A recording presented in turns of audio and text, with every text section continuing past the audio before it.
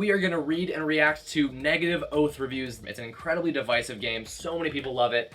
Apparently some people really don't love it, and we're gonna see what they have to say about this game. There are 2 reasons why you should watch this video and watch to the end. Either you love Oath like we do, spoiler alert, and want to see some of the preposterous things these people are saying, or you are not sure whether or not Oath is a game for you. Hopefully we will be able to help you decide if these negative qualities that may or may not actually exist in Oath are ones that bother you, or maybe like for us, they don't necessarily bother us as much, and we actually love this game.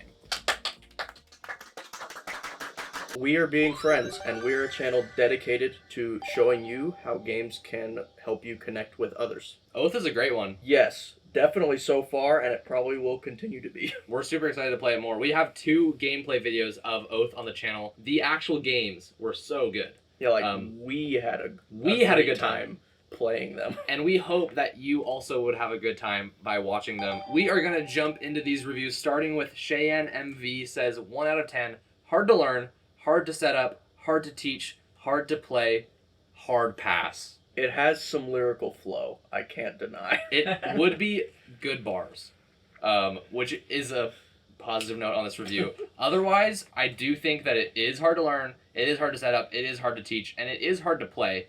For me, that's not a hard pass. That's usually actually the opposite. That usually is a good sign. I mean, the question in the end is is it worth it for you? Exactly. To play a complex game, because that's what they're getting at. This game is complex, and it is. It would be a lie to say it isn't. It would be, unless you're just like a brainiac genius, that it's like, no, this is simple. Yeah. I'm used to rocket science. Yeah. So, 2 out of 10. It is possible that you can develop a game so extensively and thoroughly that you've squeezed any bandwidth for interesting player decisions out of the game. That is this game. I disagree. He had me in the first half, but Hard disagree. Player decisions. That's not where I thought that was going. Right. I thought he was saying you can make a game so complex that it's not playable. Not interesting. It's boring how balances are, like something like that. But Oath isn't lacking agency. And pretty much every decision I make is interesting in Oath. We're gonna say Just me. We're gonna say hard to that review, if that's allowed. This is one of the long reviews. This is one of the 4 out of 10 reviews. One of our beloved Discord members was telling us that they were reading some Oath reviews, and they said the 4 out of 10 reviews were gnarly. And so I'm looking forward to reading. We have a few on this list here. Starting with Lee Electric. 4 out of 10, an awe-inspiring production from the satisfying heft of the big and well-filled box, to the beautiful coins, pawns, and books, to the massive number of cards featuring unique artworks. Kyle Farron's art is generally adorably quirky, but in this game feels unfortunately hushed, as opposed to artfully sketchy in too many places, especially jarring on some of the central and lush large sight cards. I'm going to pause and say, I don't really know what they're getting at, and also I think that Kyle Farron's art is actually at its best in this game. I think they're saying that the art... These 4-star reviews are going to be tough because they're smart. 1-star reviews are like, whatever, you don't know what you're talking about. You don't know. I know, exactly. It's the 4-star reviews that you start seeing people go, I'm a really good and smart person, and here's what I think. And then you're like, uh-oh.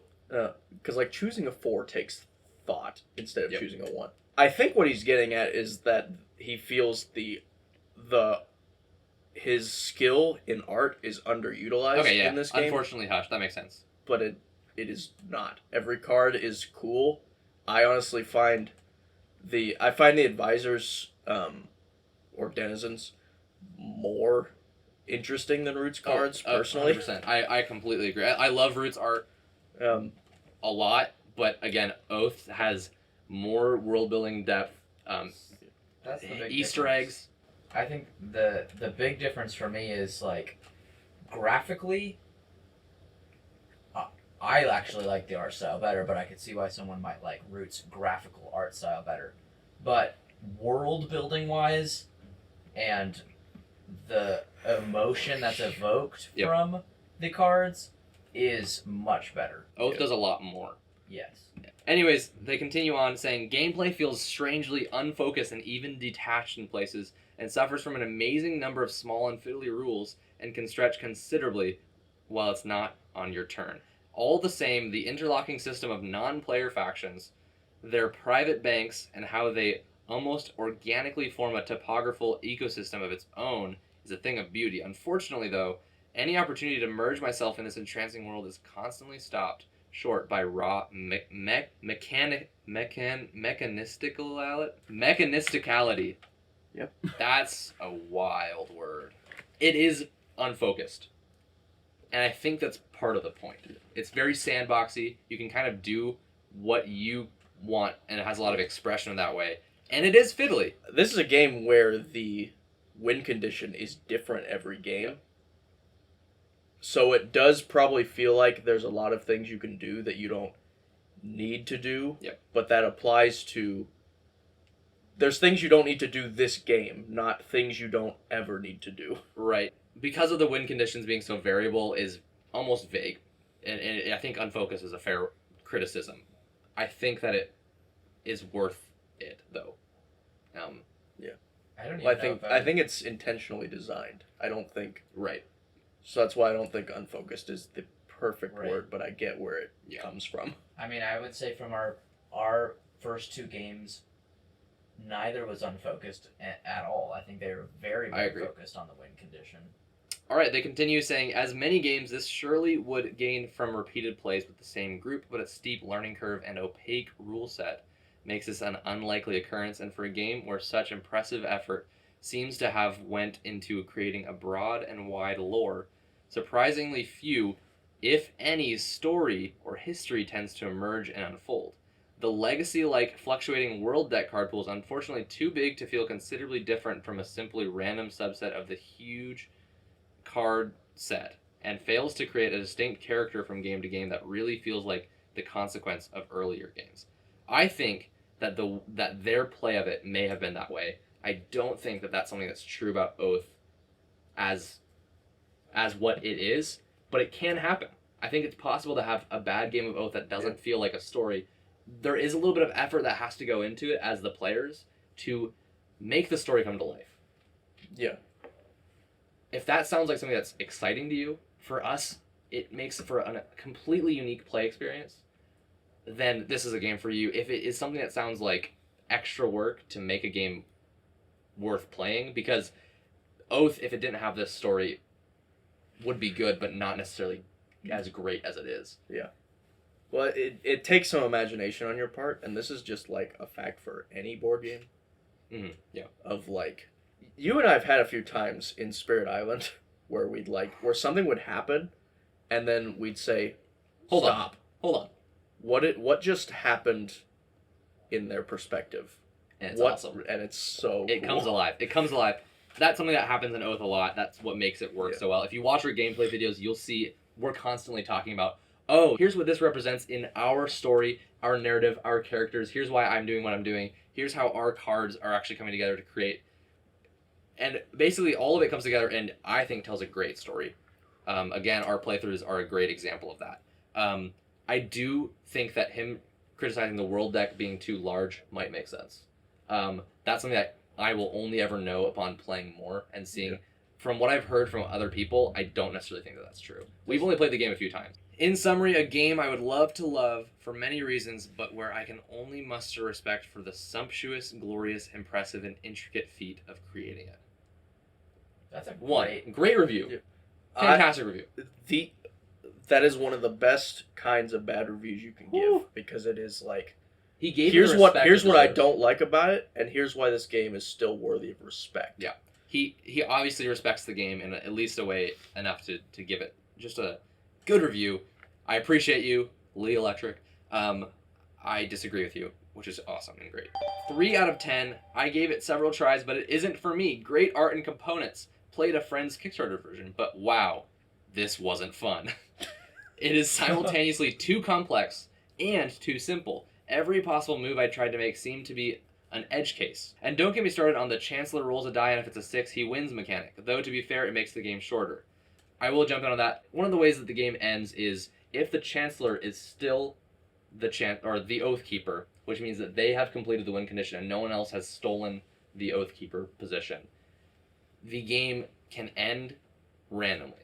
Every round after round, I think 6, so 6, 7, 8, you roll a die. The first round or round 6, if you get a 6, it's over and the Chancellor wins.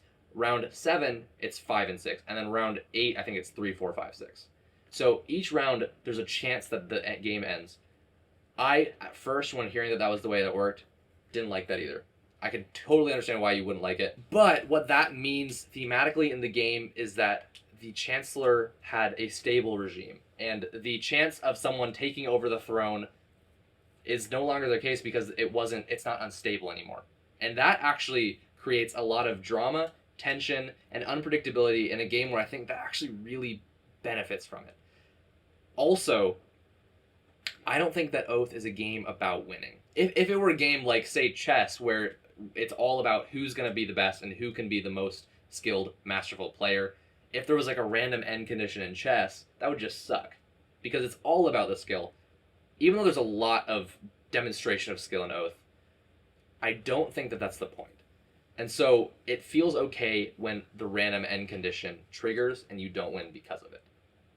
You also know that there's always a chance, so it's on you if you weren't going fast enough in a way.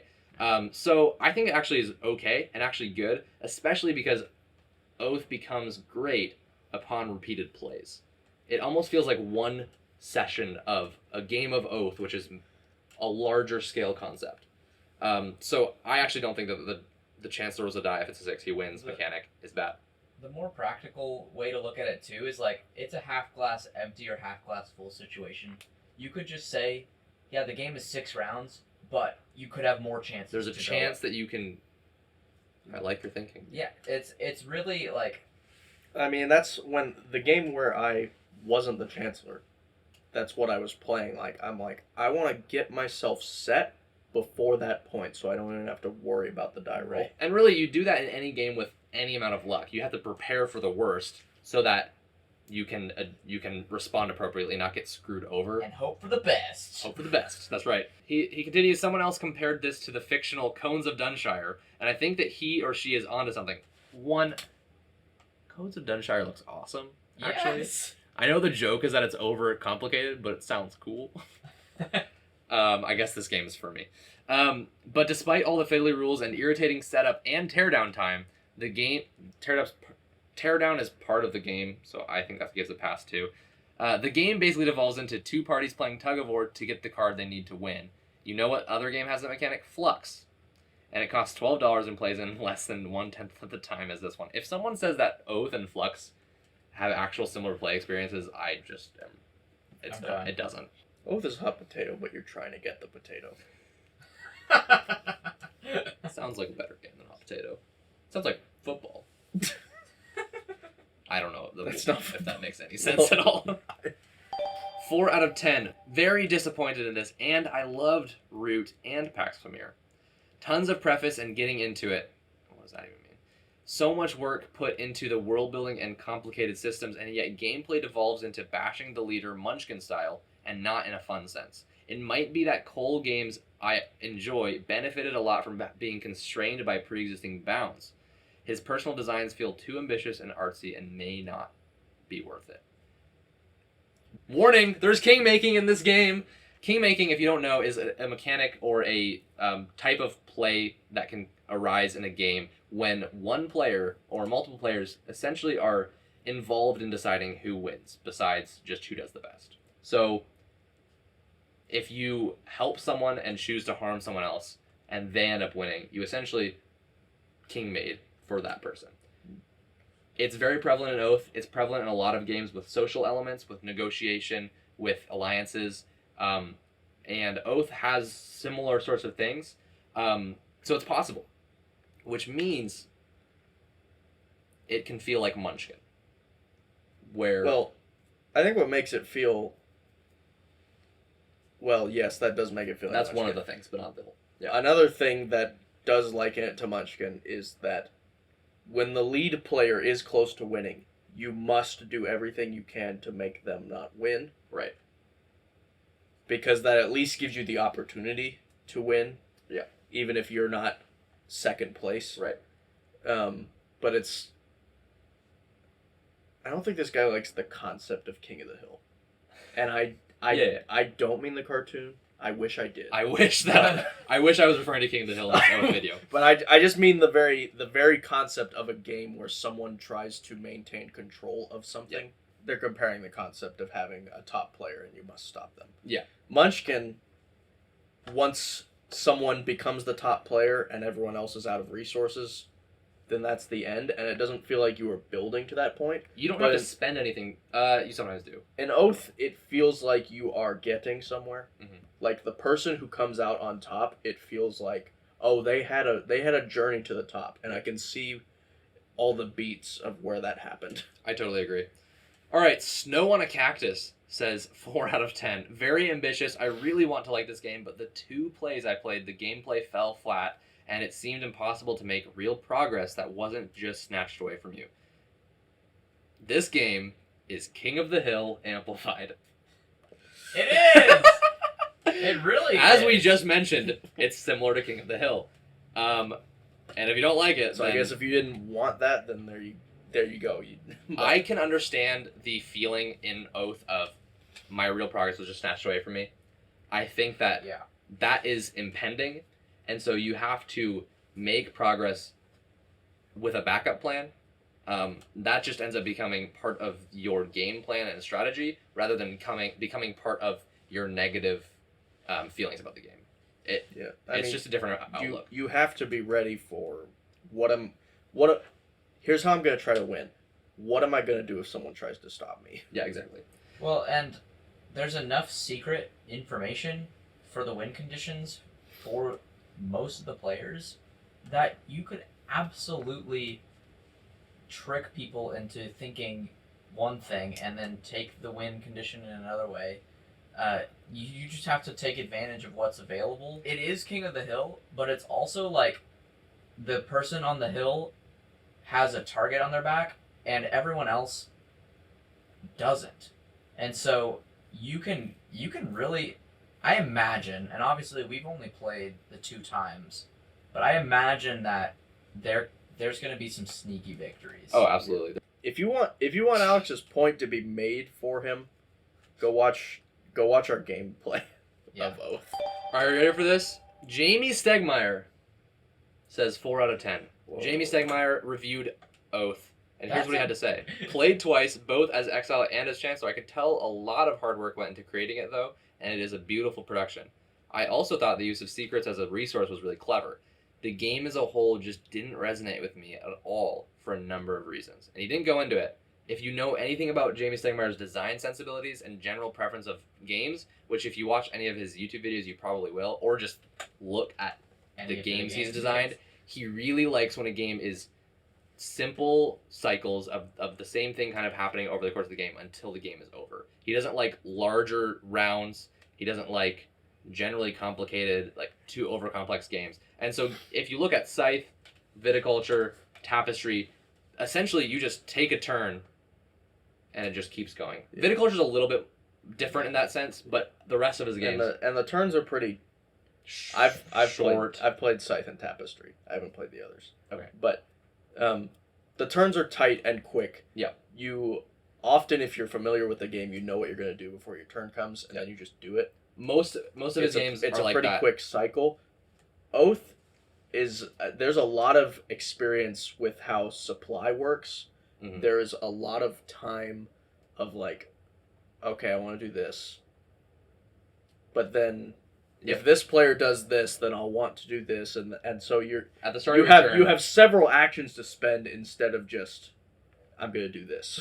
It makes total sense why it wouldn't be a game that resonates with him. I don't particularly agree with a lot of his design sensibilities as like what I think is actually important to make a good game, and so the stuff in Oath that's happening that doesn't resonate with him doesn't bother me, and the great stuff does resonate with me. So that's where I stand on it. And that's the thing. He didn't give reasons, so all I can say is I believe him. I believe him. He didn't like it. Oh it. yeah, for sure. It makes a lot of sense. All right, 1 out of 10. I don't even know what this is. It even self-describes as a chronicle instead of a game, which by definition is a 1. Do you have to say it's a game for it to count? This is the subtitle. Is he Chronicles of saying Exile. by because it's a chronicle, it's a 1 for sure. If it was a game, I would have Maybe. reconsidered. It's ridiculous. That doesn't make any sense. 2 out of 10. Never ever again. That's all we get. All we know. That's It not sounds even a 1 serious, out of too. 10. What are his 1 out of 10s? I like to imagine that he just had this horrible experience with Oath outside of what happened in Oath. Like, had nothing to do with the game. Like literally, like his house burned down while he was playing. Never Oath. ever I'm again. never playing Oath again. Never ever again. 2 That's out It's of like 10. when you throw up when you eat something, you're like, I can't eat that anymore. It's the same thing, yeah. Similar, yeah, exactly like that. If your house burns down while you're playing a game, you probably don't want to play that game anymore. Never ever again. Never again. All right, 4 out of 10. Complicated game with a similar art style to Root that I just don't like. Ooh. Just Maybe if you like role-playing the game a bit, it would help, but it doesn't work for me. I do agree. Role-playing the game adds a lot to the game. Yeah, and if that's not If that's something that you're not if interested that's in, not interesting to you, Oath probably loses a lot. it loses a for lot. you. I think there's still enough there for just someone who wants really interesting strategy and gameplay. It's super unique in the way that you approach winning and the strategy and stuff. But it's specifically great, I think, Yes. for me, when it comes to telling a story, creating a character. Okay, they go on, they say, the first game is punishing and took 5 hours with huge downtime between turns, hard to understand victory conditions, and lots of card effects to keep track of. And we still didn't finish. Maybe it'd be better with repeated plays once everyone knows what's going on, but this really needs an introductory campaign that slowly introduces the more complicated rules. So rather than what it did, which is just teach you the game through going through a specific round and guiding you through it, something like what Gloomhaven did with Jaws of the Lion could honestly make Oath like that would be a great way to be introduced to Oath. Games that are challenging to learn are also, for a lot of people, not everyone, this is just comes down to knowing who you are as a gamer, and most people probably already know for the most part what level of complexity they like. I do think that a lot of people ought to push themselves a little bit, but that's just me. A lot of people get really comfortable. I have a whole podcast episode on the Better Board Games podcast, which is me and another great friend, the Board Game Critic, and we talk about gateway games and how it relates to complexity and ourselves as players. Anyways, check that out if you're interested in more about that. Either way, I mean, for me, it's rewarding to learn Well, it's games kinda like like- this. it's kind of like you. This might not even be a good analogy, so cut it out if it's not. But it's like it's someone who does 100-piece puzzles, and they're like, I like that. I like doing 100-piece puzzles, and so I'm not gonna make them do a bunch of 5,000-piece puzzles, but like not even being open to trying one. Like Yeah, I see what you're getting at. I wouldn't say it's a perfect analogy. No, I think Perfect it's analogies are perfect. hard I'm to not make. perfect, so It's true. It's like, listen, yes, it took 5 hours, but did you really feel like that was wasted? Like, I mean, a lot of people do. well that People have different sensations on what's worth their time, Well, that's- what's enjoyable. well, and that's Some people also- have less time to yeah. to devote to that's things like true. that. You are one of those people who don't have that much time, so yeah, but I thought it was worth the extra Yeah, time. but that because you're comfortable with Hey. learning hard games. that's why we're here. To We're show you. to show you like maybe the game was complicated and maybe the game wasn't even fun for you. But did you enjoy it with the group of people you played it with? A lot of people can learn not for the sake, like specifically for your own sake, to enjoy a hard play of a game that you didn't really understand just by enjoying the people you're around. And Like I- I literally won't lie to you. There have been times that you've been like, Nathan, try this new game. And I'm like, I don't want to, but I want to hang out with Evan. And And that's so- all I'll do with him. And I'd put up with it. But then I'd get through that experience and be like, I'm glad I played a game with my friend. So a lot of our viewers are people who are the game host, typically. Yep. So I understand the perspective. I mean, I don't know who these reviewers are, but our viewers are trying to find games they can introduce to people. And you have to know your gaming group. game group, not just you as a player, but like, and that can be hard, right? Because your game group might not be at the level you are, and so figuring out a way to introduce them to more and more complex games. If you were jumping from Catan to Oath, I probably would make that suggestion. Yeah. That's a big jump. That's a big thing we discussed in that podcast episode I referred to. Just like I think the episode is called Gateway Games and Your Journey with Gaming.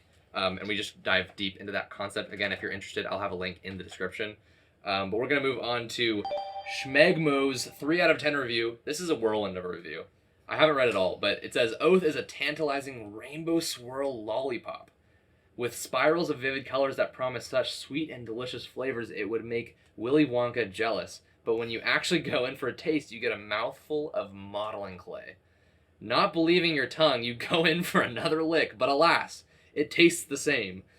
How can a game that looks this good feel so bad to play? After 2 plays, my entire group agreed unanimously that it was frustrating, cumbersome, and not fun. This game is causing me cognitive dissonance. Part of me wants to play it until I've seen every last card, but part of me never wants to play it again. I'm convinced that if Oath didn't have a famous designer, it wouldn't have been heaped with attention or even noticed at all. And that if it didn't look as good as it does, it would sink unceremoniously to the bottom half of BGG rankings. Disappointingly, I regret funding the Kickstarter, and I would caution anyone looking to buy the retail edition to try to play it somewhere at least once before purchasing Oath. I agree with that just the last part. Definitely, if you can, try before you buy. That's classic. Literally, masterpiece of a review. The greatest low review I've ever read. Really?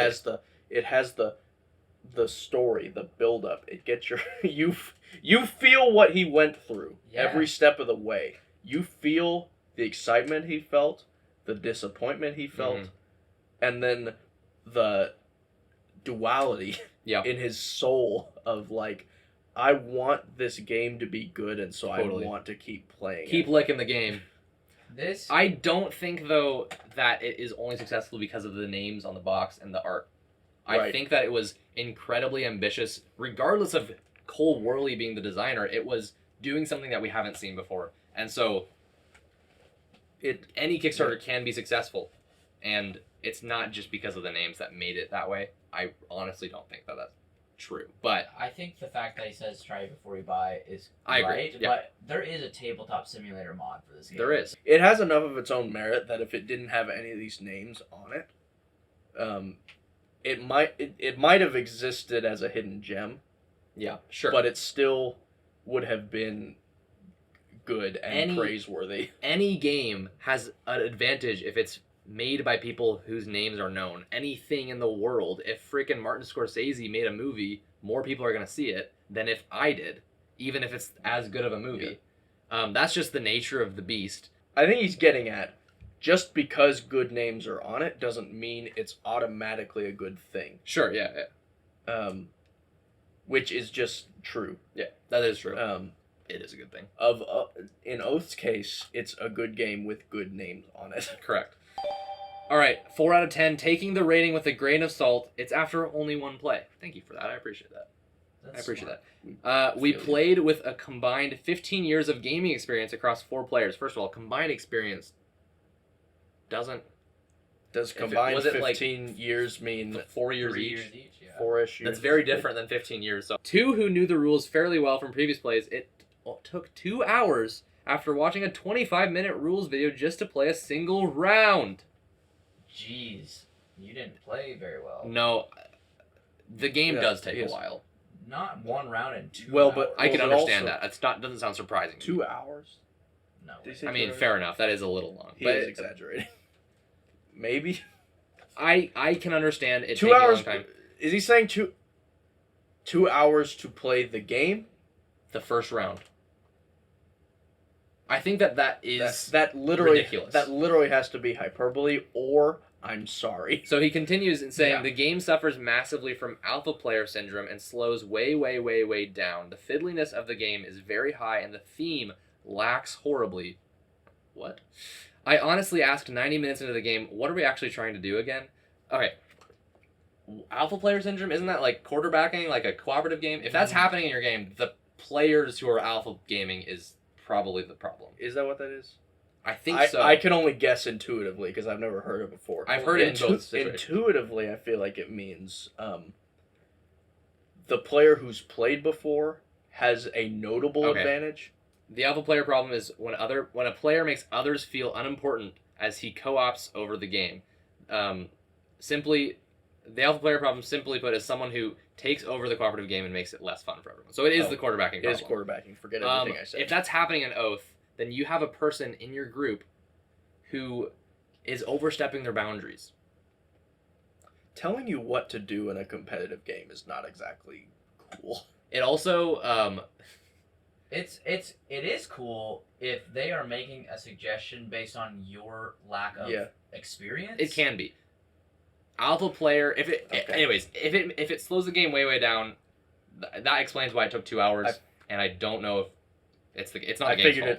I think I figured it out how this is involved in Oath, and maybe I didn't because this person didn't provide any more information than that. But what a lot of people find frustrating about games like Risk is when someone is on top, you might tell another player, "Hey, in order to knock him down, here's what you need to do."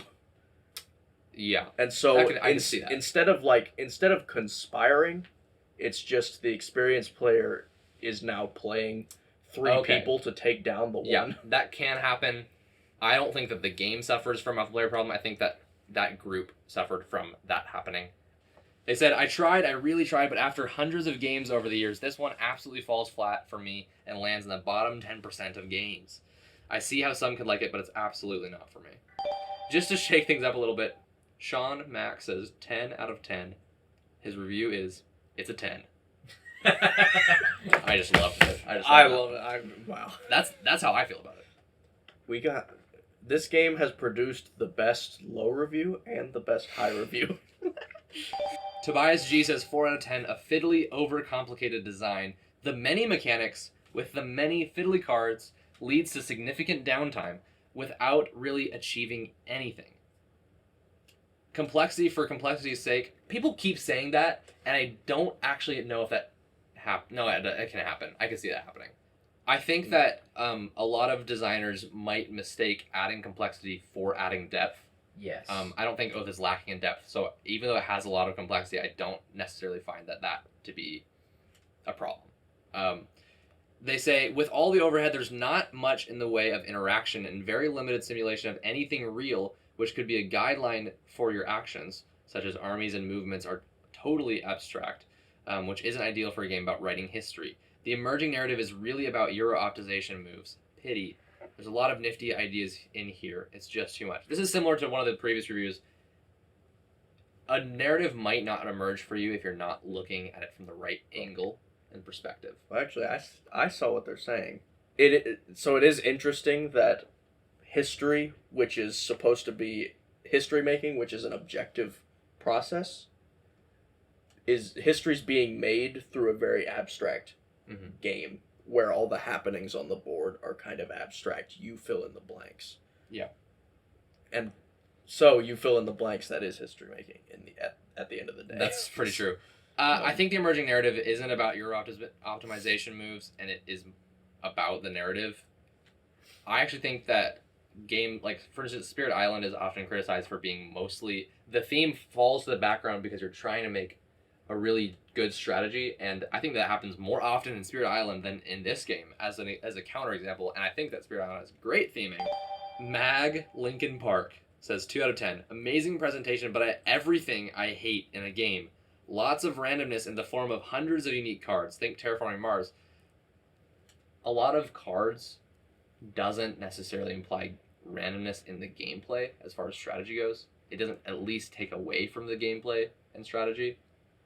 And especially because good 60 to 70% of them are shared between all players. Right, and anyone can go find them. Like, the way that you actually play with the cards and use the cards is where randomness becomes a problem or not, i.e. Magic the Gathering. As well as roll to resolve combats. Again, so there is a lot of dice in this game, and you roll a lot of them, and it's in parts of the game that are really important.